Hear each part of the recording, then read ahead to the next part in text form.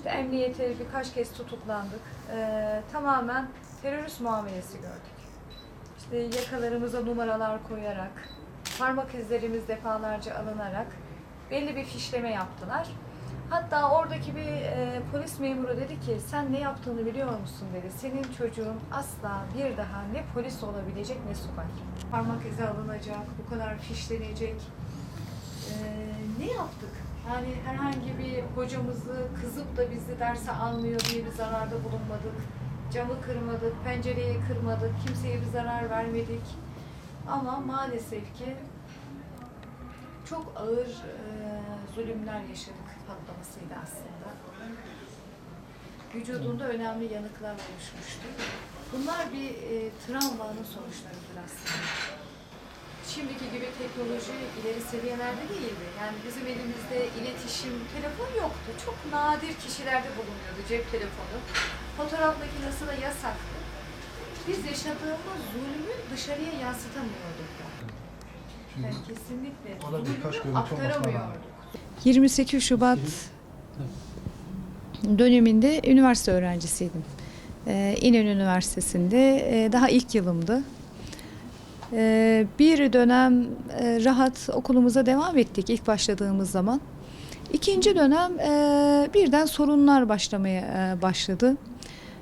Fakültelerimizin kapısına uyarı metinleri asılmaya başladı. Daha sonra süreç çok hızlı ilerlemeye başladı.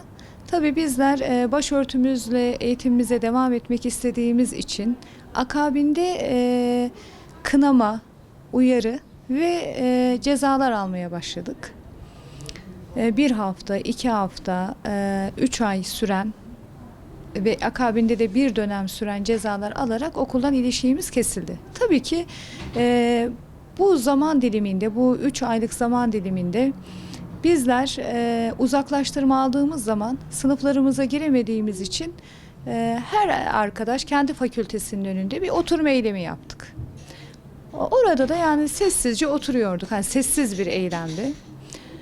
Diğer kardeşlerimiz de yani gerçekten hassas olan, vicdanlı olan her görüşten kardeşimiz bizlere destek veriyordu. Onlar da arkadaşlarımızı almıyorsanız biz de derslere girmiyoruz diye artık okulda ders işlenmiyordu. Sadece FETÖ terör örgütünün mensupları, o zamanki cemaati adlandırılan, tepkisiz duran, hiçbir şeye katılmayan, en basit imza kampanyalarımıza bile imza atmayan ve ders boykotu hiçbir şekilde karışmadan nötr olarak sınıfta oturuyorlardı. Tabii daha sonradan duyuyorduk hani aynı zamanda da gidip yönetime bizlere şikayet ettiklerini, hani başörtülü bulunduğumuz için. Üniversitedeki danışman hocalarımız bir nevi ikna odaları kurmuşlardı. Önce güzel güzel ifade ediyorlardı. Açmanız gerekiyor. İstemiyoruz ama buna mecburuz. Tabii ki ilerleyen zamanlarda insanların gerçek yüzünü de görmenize sebep oluyor. Dekanımız çağırıyordu. Hiç unutmuyorum. Fethullah Gülen o zamanki cemaatin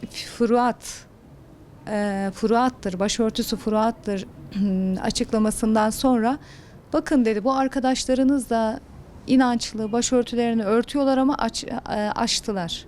Sizler neden açmıyorsunuz? Hangi örgüte hizmet ediyorsunuz? Yani hangi terör örgütüne hizmet ediyorsunuz ki hani kaos çıkarmaya çalışıyorsunuz? Tabii maalesef biz yıllar sonra anladık ki asıl kaosu çıkaranlar maalesef o zaman biz değilmişiz ama bu işin hazırlıkçılarıymış. Üniversiteden atıldık biz. Daha sonra çıkarılan aflarla 2010-2011 ara yıllarda aflar çıkarıldı. Üniversitemizi, eğitimimizi tamamladık. 2012, 13, 14 gibi arkadaşlarımız mezun oldular.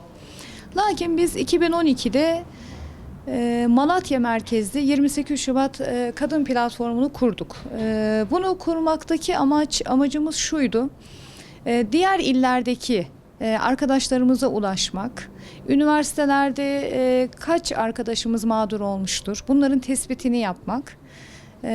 Bu amaçla kurduk ve bazı istatistik çalışmalar yaptık. oradan seçtiğimiz, illerden seçtiğimiz temsilci kardeşlerimizle beraber 5 yıldır hareket ediyoruz. Belli bir sayıya, orana ulaştık. İşte yaklaşık 300'e yakın kardeşimiz o dönemde üniversitelerden atılmışlar. Bunun öncesinde biliyorsunuz görevden atılan öğretmen kardeşlerimiz vardı, istifa etmek zorunda olan ve üniversiteyi çok geç bitirdiğimiz için yaş problemi. Bunların çözümünde de yine hükümetimizle beraber hareket ederek bazı yasaların çıkmasında katkıda bulunduk. Birçok problem halledildi. Şimdi daha yeni mezun olan kardeşlerimizin göreve başlamaları yolunda bazı engeller var. Bu noktada da çalışmalarımız sürüyor. Tabii ki sadece kurulma amacımız mağduriyetleri gidermek değildir. Bunun yanı sıra genç kardeşlerimize geçmişi anlatmak, şahit olduğumuz durumları anlatarak tarihe ve zamana not düşmektir. Yani bir daha bu yanılgıları yaşamayalım diye daha farkında olup uyanık olmak adına, yani yapılan planları göstermek adına farklı illerdeki arkadaşlarımızla zaman zaman paneller, konferanslar, gençlerle söyleşiler yaparak bir farkındalık kazandırmaya çalışıyoruz. Aslında hani konuşmamızın başında da size ifade ettim. Üniversiteye başladığım ilk yıldı. Bir dönem hiçbir problem yoktu. Birden yasaklar başladı diye. Hiçbir makul gerekçe ne okulumuzda, ne kurumda, ne toplumda hiç böyle bir gerekçe yoktu. Zaten hiçbir gerekçe de insanlara darbe yapmanın sebebi olamaz. Burada tamamen toplum mühendislerinin küresel güçleri de arkalarına alarak masa başında yazmış oldukları planları uygulamaktır. Kendilerince bir kaos oluşturmak. Ne oldu? O dönemde Fadime Şahinler, ondan sonra farklı hocalar icat edilmeye başlandı. Ondan sonra irtica adı altında işte böyle bir sürü meczuplar türetildi. Bir şekilde toplum buna hazırlandı. Yani toplumda olmayan bir şey yazılan planlarla bir kaos çıkarılmaya çalışıldı. Bunun sonucunda da bir nevi ben şunu söylüyorum, bir Müslüman avıydı. Mağduriyetlerin giderilmesi ya da giderilenler giderilmeyenler diye ikiye ayrılabiliriz. Hamdolsun o günden bugüne birçok şey değişti ülkemizde. Artık başörtülü bir kadın istediği üniversitede okuyabiliyor, istediği yerde çalışabiliyor, istediği yerde eğitim alabiliyor ve bu eğitimi doğrultusunda da hizmet edebiliyor. Bunun önünde hiçbir engel kalmadı. Yine görevden atılan, istifa eden kardeşlerimizin, yani başörtüsünden dolayı atılan, istifa eden kardeşlerimiz görevlerine iade oldular. Askeriyeden eşi başörtülü olduğu için, işte gümüş yüzük taktığı için atılan kardeşlerimizin birçoğuna da hakları iade edildi. %60 evet giderildi.